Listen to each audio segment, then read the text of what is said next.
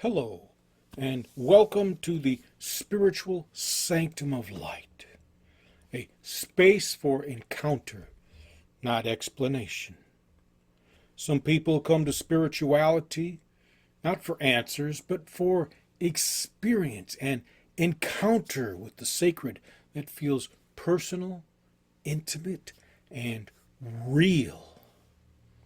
This space is shaped for that kind of exploration. We don't offer doctrines to memorize. We offer presence, stillness, and the possibility of recognizing something deeper within yourself. If that speaks to you, you're invited to explore with us Sunday mornings at 10. And you can find your entrance to the sanctum at spiritualsanctum.org. In the meantime, I would like to share a little more with you from J.J. Hurtak's The Book of Knowledge, The Keys of Enoch, as we slowly wend our way through Key 108 or Chapter 108, however you choose to interpret that.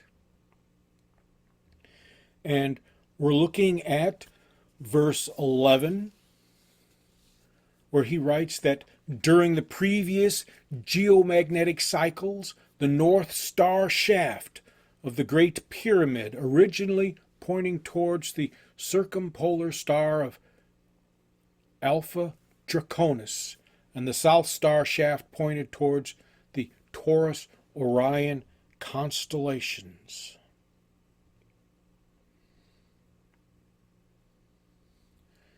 And we've addressed these geomagnetic cycles before, and we know that it is a reference to the process of the tangible emanating from the intangible and the intangible emanating from the tangible.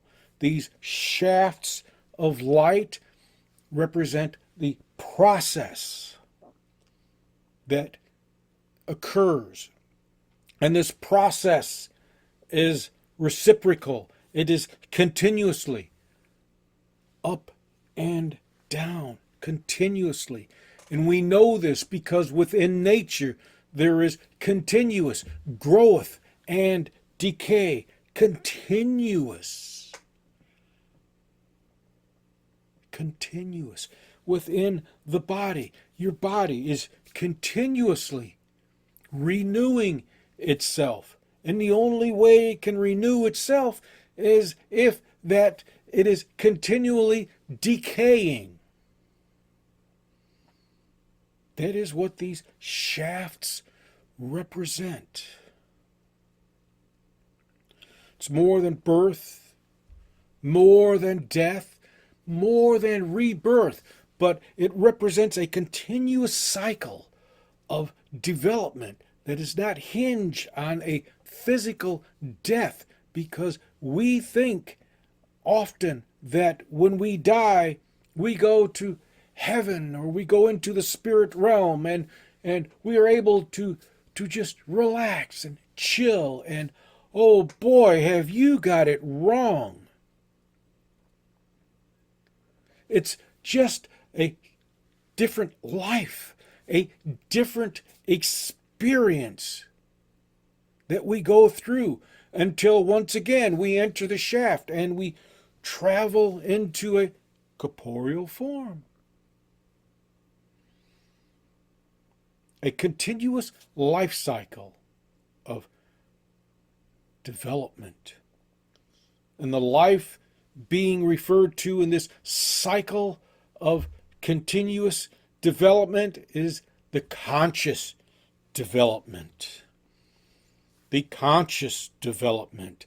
Mind, soul, you can call it soul if you will, but it is a continuous development, a more complex, coherence within the realm of mind.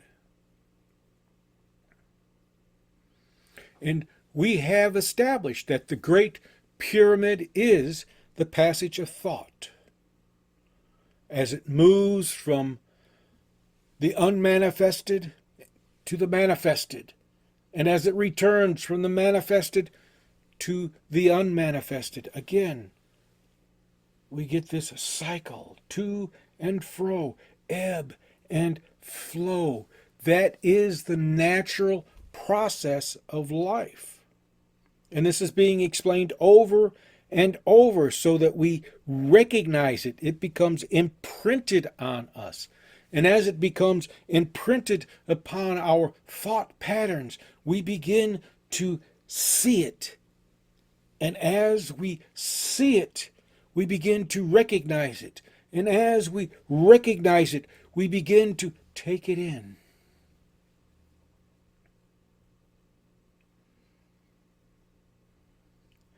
The star shaft is mental energy, or the soul's ascension and descension. And now we are adding a second shaft of starlight, or a second presence of being. We are adding Taurus, which as the bull represents the regenerative powers of nature, and Orion, which represents the active source. And together, regeneration, active source, together they guide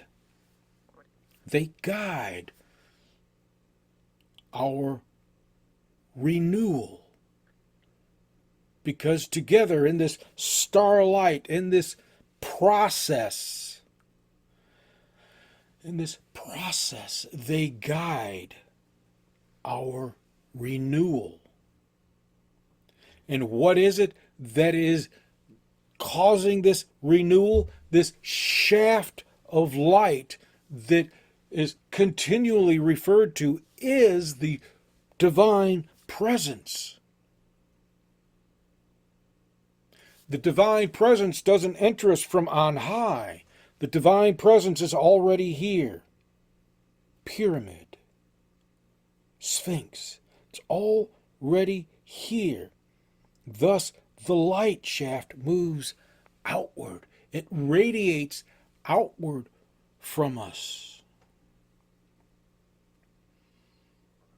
And as this presence radiates outward from us, another shaft is revealed as it radiates, another sense of being. This is the expansion of consciousness, the expansion of soul awareness, as another passage, another path is presented.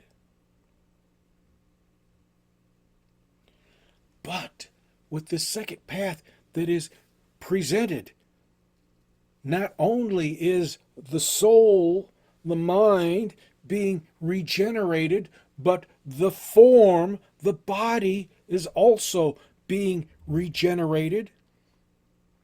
Because as this presence becomes integrated into your being, your outlook, the way you see life changes. And it is through that change that your body responds differently. This is not metaphysics. This is real. Science has already discovered this, already proven this. How you see the world around you determines the health you are in. If you want good health, you see the world not as something for you to conquer, but as something for you to befriend. And what is it that we do with our friends? We give aid to them. However, if you give aid in expectation of reciprocation from them, then you are not giving them aid. You are placing conditions on what you do, expectations on what you do. And if they do not fulfill those expectations, you cut them off.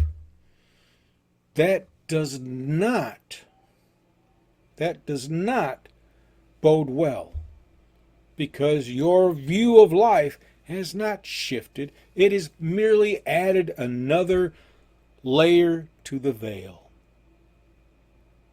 All that you do must be from the heart. And when they say from the heart, it means it must be intentional, not transactional. There's a little quote in the Bhagavad Gita that says that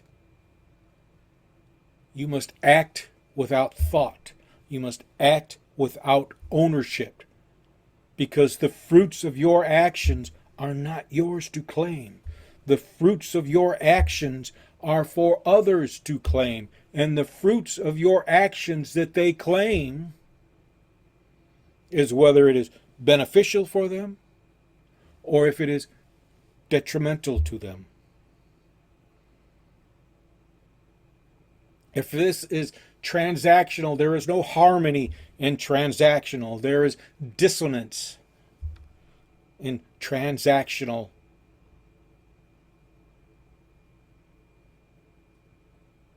To love your neighbor is to give them aid. And you must give them aid because you want to. If you don't want to give them aid, don't give them aid. Because if you give them aid with the expectation of something being returned to you, you've harmed yourself more than anything else. It's just one more thing that you will have to reconcile. Keep this in mind, because when you become aligned with the divine presence that exists when all of us, that rises within us when our minds are emptied of trivial thoughts and become focused and open to the experience, then it rises within us. And as it rises within us, it changes us. And as it changes you,